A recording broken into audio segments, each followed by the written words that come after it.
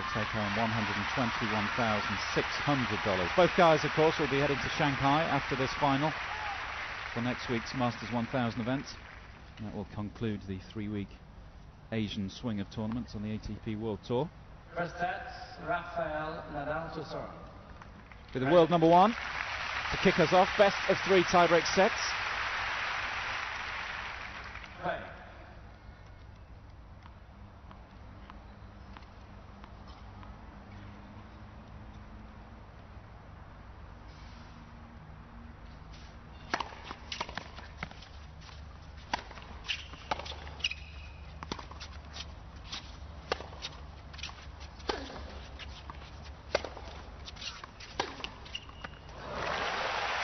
Trademark start from the Spaniard.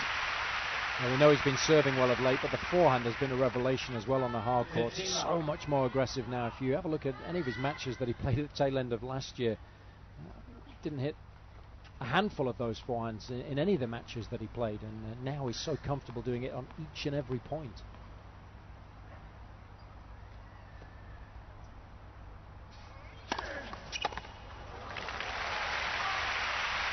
He's switched the grip on his serve a little further round to the forehand.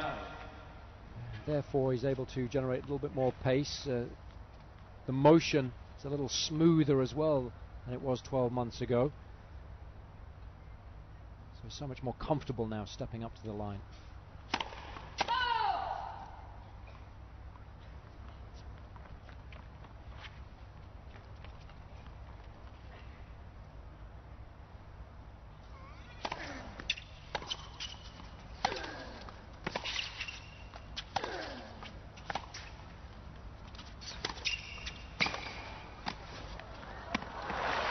And he comes forward a lot more these days too.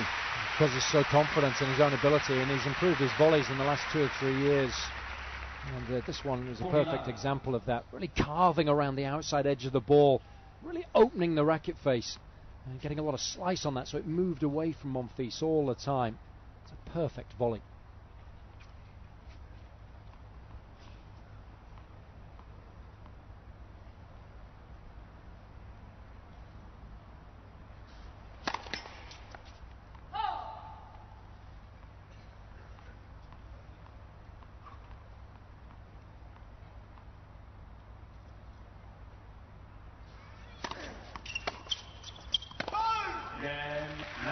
What a perfect start for the top seed.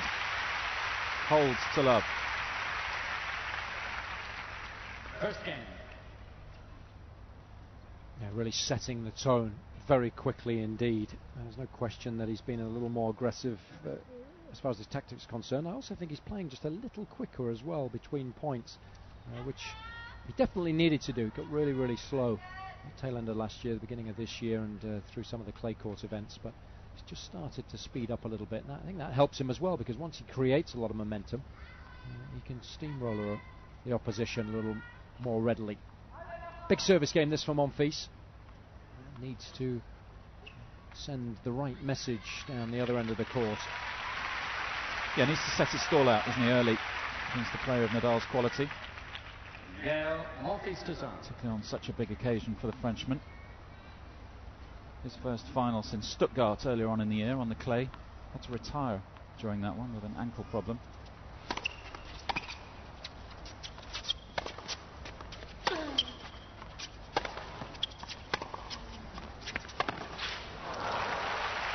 Immediately he's too far back behind the baseline.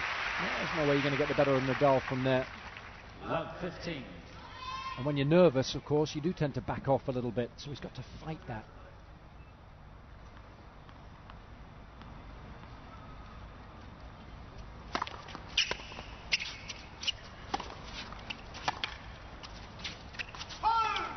Yeah, it's something that his coach Roger Rashid told him when they started working together in 2008. He said, you're never going to win Grand Slams or Masters 1000 events that far behind the baseline. And that was one of the first things that he tried to change in his game.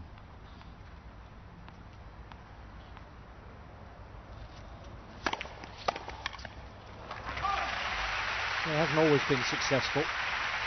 Sometimes he does play aggressively, and on other occasions, 30-15. for some unknown reason, he does tend to move backwards rather than forwards, but if you can get a few more first serves in like that, it's going to help.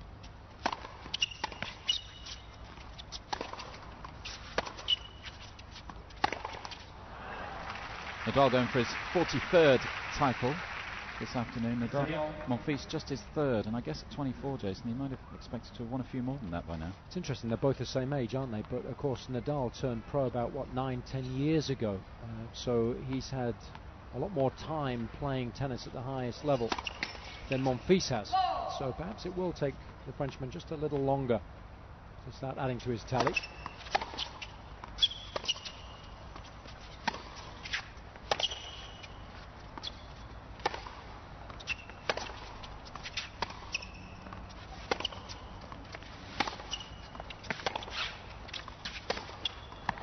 Oh, brilliant. Such good footwork. To be able to get around the ball and cover this much court, to be able to use your favourite shot, is so advantageous. Absolutely phenomenal feat there.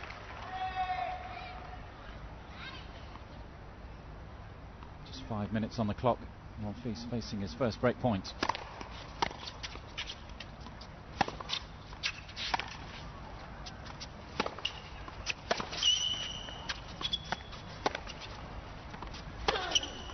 Nadal wastes no time stamping his authority on this contest. A ruthless start from the world number one. Nadal leads 2 games to none. Well, Nadal going weapons hot very early doors today. And that's what you get when you're up against the best player in the world who's supremely confident. You give him a half chance and he's bound to make the most of it. Played that point so aggressively. Monfils, for my money there, just a little tentative throughout the course of the game. Paid a heavy price.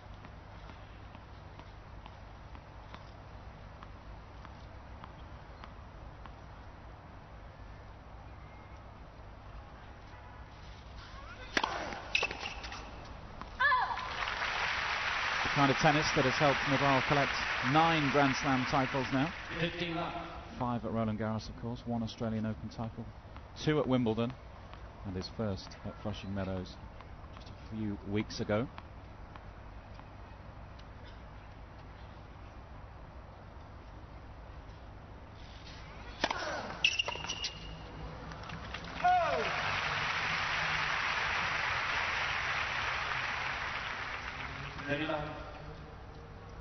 It's much more smooth motion now than it ever used to be. A little Maria Sharapova action there from Monfils. That's not a good sign. Left-handed forehand. Concentrating using his right hand against Nadal.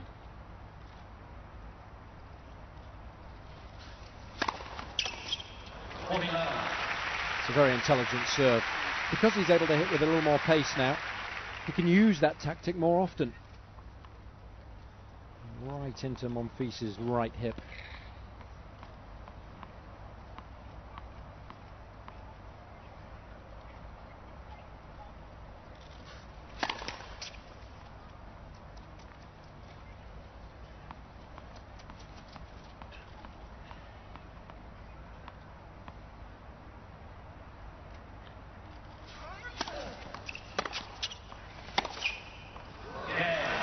Simply awesome start from Rafael Nadal.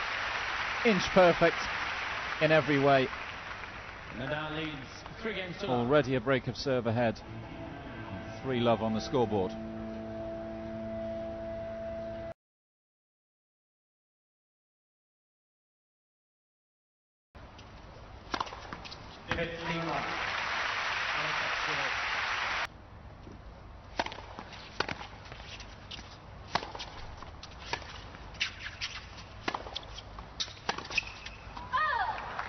I'd also like to see Monfils sneak in a little bit when Nadal plays that floating slice backhand. You've got to take some risks.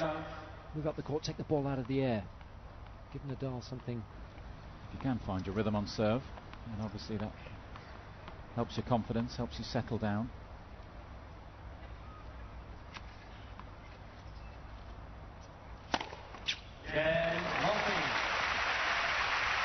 And that should have seen us a lot this week on this quick court. If you do drop serve early in a match, it's often difficult to get back into the set, particularly when you're playing this guy. Yeah, would have given a sizable chunk of his prize money to have played his opening service game as well as that one.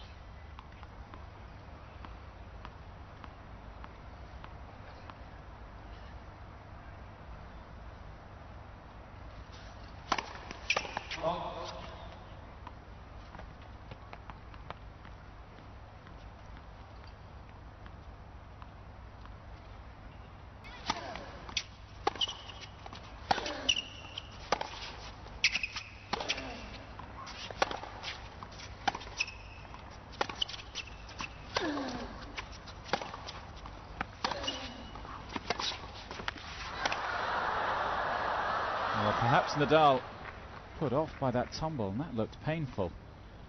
Yeah, that wasn't good. He had a terrible fall against Andy Roddick in the quarters, didn't he? But survived that one. But that was of his own doing. He tried to dive mid-rally against the American, but I think he might have just gone over on his ankle here.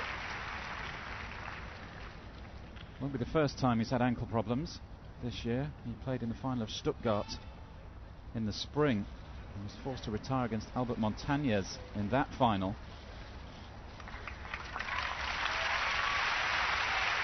Didn't look really bad. Didn't actually really go over on the ankle. More of a stumble, and it just shakes you up a little bit because it's the last thing you expect. And the last thing you need after the start he's endured against Nadal. Yeah, Fergus has picked his racket up. I think he fancies taking on Nadal this afternoon. Nadal hanging over the net with concern. He won't want to win this final like that. He's the ultimate competitor.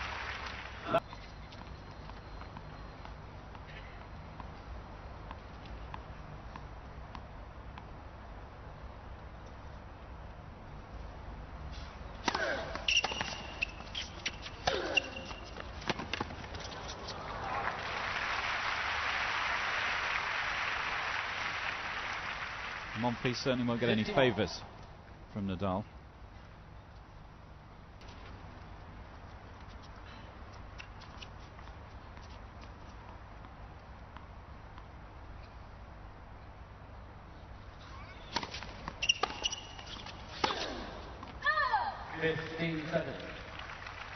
Having watched yesterday's semi-finals with the roof closed, how different the conditions are.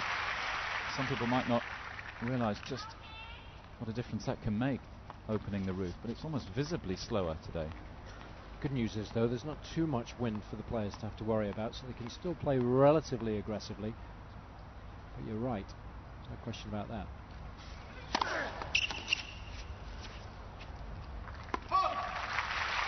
It's a humid one today as well, a lot of moisture in the air, so it's going to be hard work for both if it goes the distance.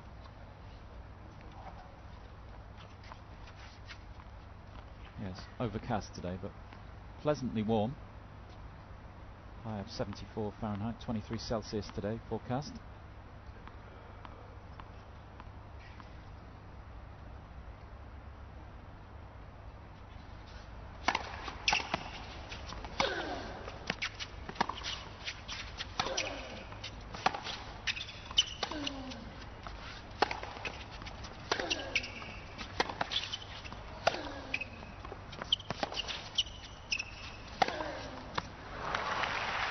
So again, even though Monfils is struggling a little bit with his movement there, it's just too far back behind the baseline. And I think if you are injured or you've picked up a little niggly injury there at the beginning of this game, the last thing you want to do is be running around a court. So take the ball on. It's not like you can rely on errors from Nadal, really. Certainly not over the long term.